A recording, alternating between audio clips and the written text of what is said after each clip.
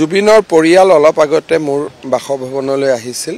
তেওঁলোকে এটা সিদ্ধান্ত লৈছে আৰু ৰাজ্য চৰকাৰক সহযোগিতাৰ বাবে কৈছে যে জুবিনৰ যেটো 13 দিনীয়া আমি মাঙ্গলিক অনুষ্ঠান হয়, সেই মাঙ্গলিক অনুষ্ঠানটো আমি যোৰহাটত পালন কৰিম আৰু গৰিমা গাৰ্গকে ধৰি জুবিনৰ পৰিয়ালো সেই অনুষ্ঠানটোত উপস্থিত থাকিব।